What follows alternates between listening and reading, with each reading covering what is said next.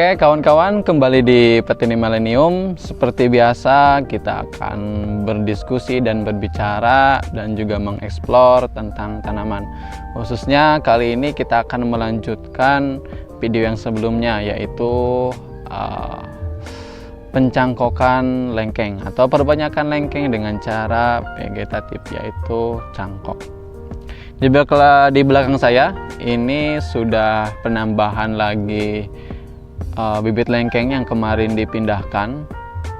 Oh iya, saya sempat lupa untuk proses pemindahan cangkokan dari indukan ke tempat inkubasi dia. Maaf, artinya ke tempat rehabilitasi. Nah, itu lebih tepatnya ke tempat rehabilitasi itu di waktu sore. Kenapa sore? Karena suhu di waktu sore itu sangat rendah, jadi mengurangi tingkat stres daripada tanaman. Karena tanaman ketika kita pindahkan dari indukan ke tempat rehab, ya akan mengalami yang namanya stres, sama hal seperti manusia lah. Ketika kita pindahkan ke tempat lain, dia akan merasa sedikit perlu adaptasi lagi. Makanya untuk mengurangi stres, kita pindahkan ketika suhu sangat rendah. Apakah pagi bisa? Bisa sebetulnya, namun suhu rendah di waktu pagi itu sangat sebentar. Ketika kita laju lagi sampai pagi, siang, tengah siang itu akan semakin panas. Jadi lebih tepat itu di waktu sore. Jadi dia akan beristirahat waktu malam, adaptasi, dan pagi-pagi dia lebih fresh. Itu sedikit tambahan waktu pemindahan bibit. Selanjutnya kita akan lihat hasil bibit dari video sebelumnya, atau hampir 1 bulanan lah, 1 bulan kurang sebetulnya, mungkin sampai 25 harian kalau nggak salah, kalau saya hitung dari proses pemindahan bibit ke tempat rehabilitasi. Nah, kita lihat. Nah, kalau kawan-kawan mengikuti video sebelumnya, ini bibit baru. Nah, kalau bisa lihat, ini bibit baru nih. Yang ini bibit baru. Terus bagaimana nasib yang bibit yang kemarin? Nah, kita coba lihat ya, agak ke belakang. Sedikit informasi juga, kita kemarin memindahkan ketika beberapa tanaman sedang berbunga. Nah, tapi alhamdulillah sampai sekarang agak layu sih sebetulnya. Saya juga gak menjamin ini akan menjadi proses pembungaan berhasil sampai jadi buah dia. Karena hasil cangkokan mungkin bisa jadi berguguran atau juga mati si bakal bunganya. Oke. Nah, ini yang minggu kemarin. Bulan kemarin. Kalau teman-teman lihat di sini udah nampak pucuk. Dia sudah tumbuh pucuk. Bahkan daun-daunnya pun tidak berguguran. Artinya proses pencangkokannya ini sangat berhasil. Nah, kita lihat juga yang ini malah muncul bunga. Karena kenapa muncul bunga? Kemarin kita prosesnya bertepatan dengan pemberian perangsangan atau booster. Jadi dia masih melakukan proses pemecahan sel untuk pembungaan. Ini juga hasil bulan kemarin, alhamdulillah tumbuh. Nah, yang kemarin yang paling parah tuh yang ini nih. Nah, kawan-kawan, kita akan masuk ke dalam. Nah, ini kalau kawan-kawan lihat di video sebelumnya, ini tuh sangat lebat, namun kemarin sempat berguguran, tersisa beberapa daun, tapi lihat sekarang, dia sudah muncul pucuk baru. Nah, udah muncul yang sebelah sana juga sama, dia muncul pucuk baru, malah yang sebelah sana sudah sangat lebat pucuknya. Nah, ini dia, pucuknya sudah sangat tepat. Jadi setelah saya kemarin amatin 1 bulan yang sebelah sini, hasil pencangkokan, tangkai yang benar-benar sudah tua itu akan mengalami yang namanya pengguguran daun. Namun setelah pengguguran daun, sebenarnya hampir 90% daunnya akan berguguran. Namun setelah itu dia akan tumbuh pucuk lagi. Nah, namun beda hal dengan tangkai cabang yang agak muda kita cangkok, itu tidak mengalami proses bergugurannya daun. Artinya dia saya setelah amati kemarin, lanjut pertumbuhannya tidak ada proses pengguguran, jadi langsung pertumbuhan pucuk seperti yang ini tadi yang pernah dilihatkan. Jadi nah seperti ini merupakan tangkai yang agak muda, jadi dia tidak mengalami proses berguguran, namun dia langsung pertumbuhan vegetatif. Nah ini kawan-kawan, dia langsung melakukan proses vegetatif. Nah asalkan kita potong seluruh bagian pertumbuhan pucuk yang awalnya tadi kan ada awal pucuk pertumbuhan sebelum kita pindah ke cangkokan. Sekarang kita potong dan dia akan merangsang pertumbuhan vegetatif di ketiak daun lain. Nah untuk sekarang periode kedua setelah saya pindahkan kembali, saya coba riset ulang dengan tidak memotong sebagian daripada pucuknya. Ini coba kita lihat. Nah di sini ini tidak ada pemotongan bagian pucuk atas. Saya sengaja didiamkan, pengen tahu responnya seperti apa. Sekiranya nanti berguguran dan banyak yang jatuh atau mati, kita akan potong. Tapi potongnya tidak akan di sini, kemungkinan akan di sebelah sini untuk pemotongan tangkainya. Oke, nah ini juga hasil pemindahan tapi lagi sedang proses pembungaan. Ya apa daya, kita harus tahu untuk percobaan. Jadi kita coba pindahkan walaupun belum tahu hasilnya nanti gimana. Ini beberapa riset saya tidak lakukan pemotongan. Nah ini juga tidak dilakukan pemotongan, jadi si pucuknya masih ada utuh. Kalau yang sebelumnya kan kita potong semuanya. Ini hanya percobaan, nantinya kalau berhasil berarti mau dipotong atau tidak dipotong sama saja akan tumbuh. Namun untuk pertumbuhan vegetatifnya akan lebih cepat ketika dipotong. Ini juga kita potong. Nah ini kita potong, pertumbuhannya terlihat, berarti sudah diponis ketika pucuk baru tumbuh perakarannya bagus dan kemungkinan untuk matinya sangat-sangat kecil. Dia akan diponis lebih tumbuh bagus. Nah ini juga bagus kan.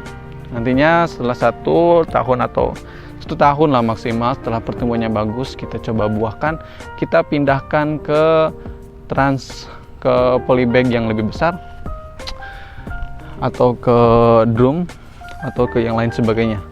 Jadi nantinya untuk koleksi tambulan pot ataupun kita jual ataupun untuk koleksi saya sendiri.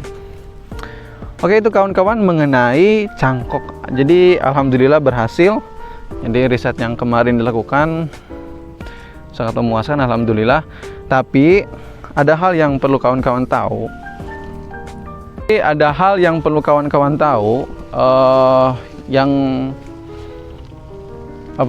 Mengenai cangkok.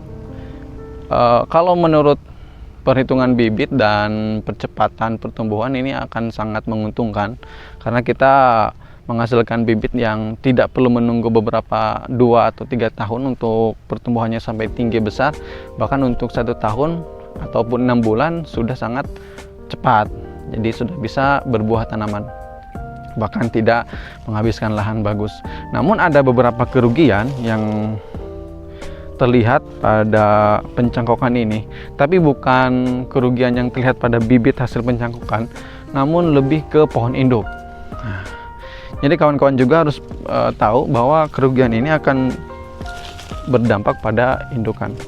Nanti akan saya coba perlihatkan di kebun kerugian yang nampak terlihat untuk pohon induk hasil cangkokan. Oke kawan-kawan, kita sudah berada di kebun. Jadi ada hal yang ingin saya perlihatkan mengenai pohon induk yang kita gunakan sebagai bahan cangkokan. Jadi adapun kekurangannya itu kita bisa lihat sangat jelas. Jadi seperti ini.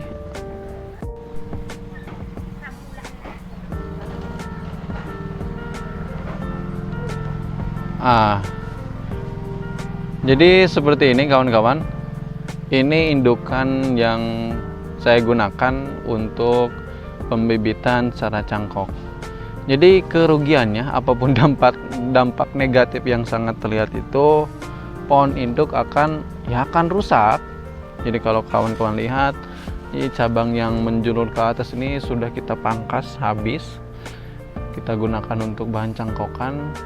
Kemarin saya cangkok untuk satu dahan ini 3 cangkokan. Ini 3 cangkokan itu sudah sangat maksimal, artinya ketika kita mencangkok 4-5 dalam satu dahan, tapi dahannya masih digunakan untuk produksi, ya akan sangat rusak. Kalau mau pencangkokan biasanya ketika tanaman akan dipangkas total, jadi sayang ketika kita buang dahannya, mending kita cangkok. Ini salah satu dahan yang kita potong menggunakan cangkok. Jadi sekarang tinggal tersisa dahan yang ke samping atau secara horizontal. Yang secara vertikal sudah habis kemarin di basmi ya, dipindahkan. Sebetulnya pemilihan ini pun saya berdasarkan alasan, karena pada tahun sebelumnya, periode yang pertama, si lengkeng ini tidak berbuah secara optimal. Dia hanya 1-2 buah yang proses pembungkaannya berhasil. Jadi ini salah satu tanaman yang ya kemarin gagal, yang sekarang saya lakukan untuk pencangkokan. Terlebih itu dia juga di bawah pisang. Nah, dia di bawah pisang untuk penyinaran matahari, terus ketika turun hujan dia lebih ternaungi oleh tanaman pisang. Jadi untuk tanaman lain juga sama, bagusnya tidak boleh ada tanaman lain atau tidak ada tanaman yang menaungi pada tanaman inti, supaya penyerapan sinar matahari, penurunan hujan itu lebih pas langsung pada tanaman. Untuk tanaman lain itu cuma dilakukan 1-2 cangkokan. Yang ini kemarin saya lakukan 2, dan yang lain sebagainya juga 2. Jadi tidak terlihat parah saat kita potong. Yang ini juga kemarin saya lakukan pemangkasan. Sini ada 3. Kalau lihat tahun ini bekas kemarin kita potong. Sini juga ada 2. Jadi gitu ya kawan-kawan. Untuk pencangkokan jangan sampai berlebih, jangan sampai terlalu banyak dahan yang digunakan untuk pencangkokan, karena akan merusak pohon induk juga, kecuali kawan-kawan ingin melakukan pemangkasan hebat. Artinya sebelum dipangkas seluruh bagian daun, ya kita manfaatkan sebagai bit-bit, daripada kita buang dan jadi sampah tidak terlalu produktif, kita lakukan pencangkokan. Oke, itu saja kawan-kawan evaluasi untuk hasil proses pencangkokan. Jadi kawan-kawan pun bisa melakukan di rumah, entah menggunakan JPT yang alami berupa bawang merah seperti yang saya lakukan, ataupun menggunakan JPT kimia yang ada di toko pertanian. Yang jelas nanti prosedur dan perlakuannya kawan-kawan ikuti saja sesuai anjuran dan dosis yang ada tertera di JPT. Oke, setelah ini nanti ada video untuk proses pemberian pupuk. Pupuk apa saja yang digunakan untuk bibit hasil cangkok, supaya percepatan akarnya lebih cepat. Jadi supaya dia bisa pertumbuhan vegetatifnya baik lah. Nanti saya akan buatkan video lagi dan resep yang saya gunakan apa saja, pupuk apa saja yang saya gunakan, nanti akan coba saya videokan kembali. Sampai jumpa di video selanjutnya kawan-kawan.